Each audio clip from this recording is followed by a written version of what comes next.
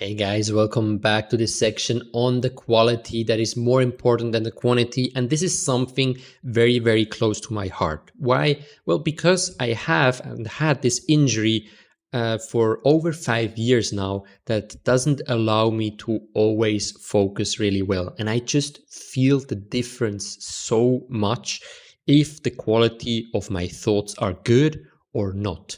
I feel it when I talk to people. I feel it when I do work. And I feel it when I record these videos that I have to stop sometimes when my brain just says, no, there's no focus for the moment. So I just feel it in an amplified way because of that brain injury that I have. And that's why I understand and I learned to understand that the quality is so important and we underappreciate it mostly. That is also because the society rewards quantity and not quality, or mostly quantity. What do I mean by that? Now, you can do a little experiment for yourself. Just say a friend, I study 3 hours a day for chess. This is my dream. I want to get better at it. Okay. They will most likely say, wow, you're amazing. You take it so serious. This is great and go for it and all these things, which can be sweet. But if you say your friend, I focus on having a very intense, chess workout 45 minutes a day, they will not treat you in the same way as the 3 hours. But let me tell you that in some circumstances, it might be that in those 45 minutes, you actually get more out of them than of the 3 hours that you just do to say you studied 3 hours, but you didn't actually do the right things with the right intensity. Right? So then 45 minutes is much smarter because not only did you get more out of it for the chess, but you have 2 hours, 15 minutes every day that you can spend on whatever you want. And that's why the quality is so important, but the society rewards quantity. Okay, so you can do 100 curls with 100 gram. Okay, this is a gym example. Just doesn't make any sense, right?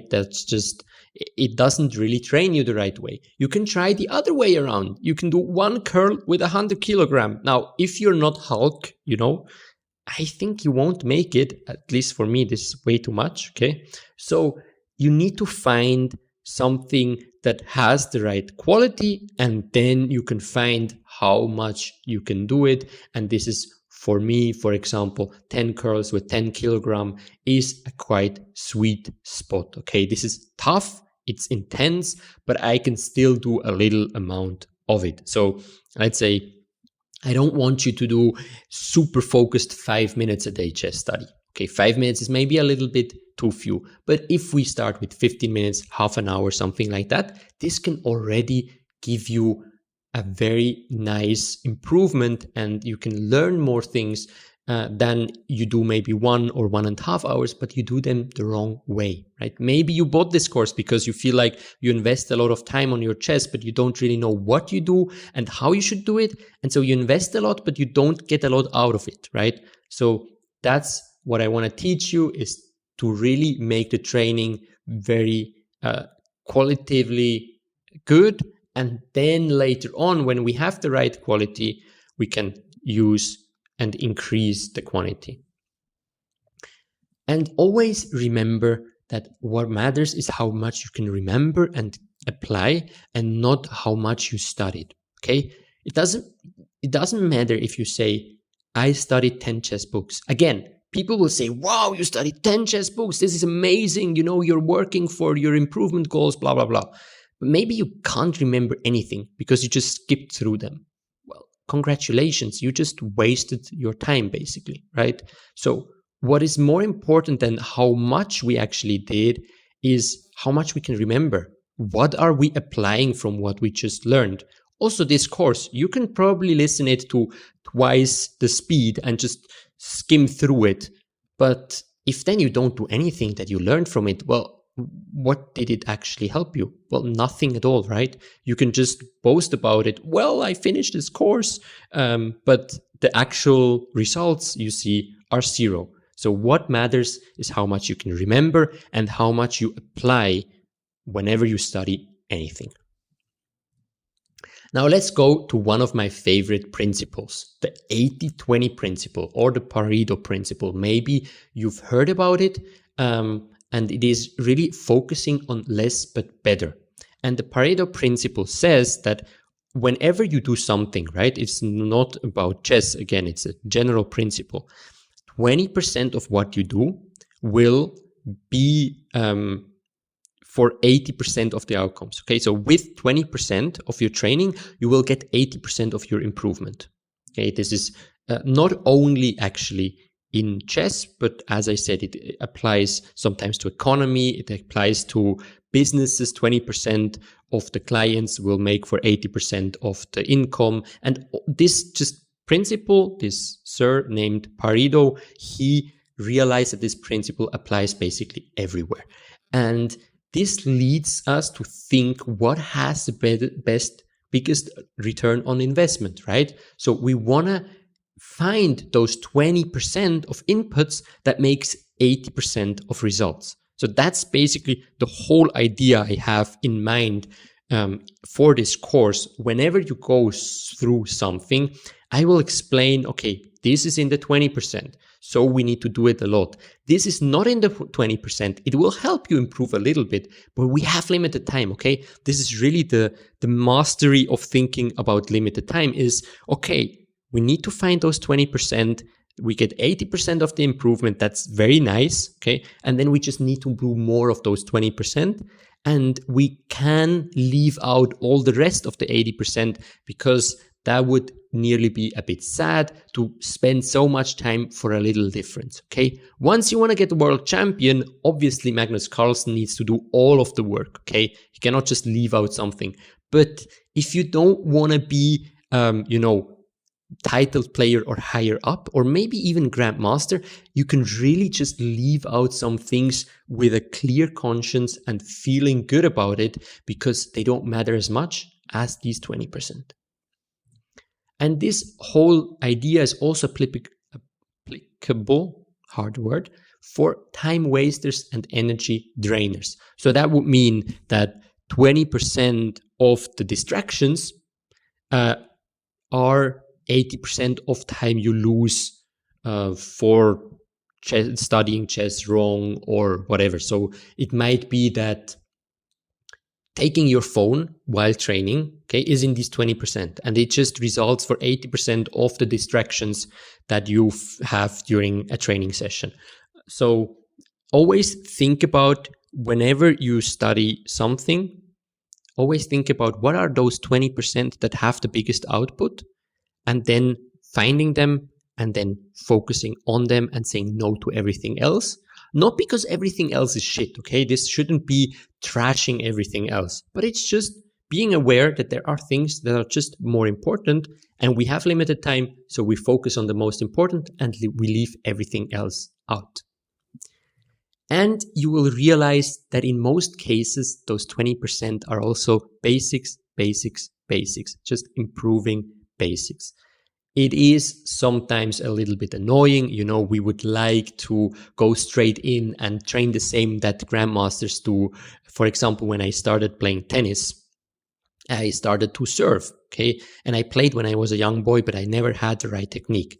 And I just wanted to hit it as hard as possible, try to get an ace. And then people came to me and said, hey, you don't have the right technique.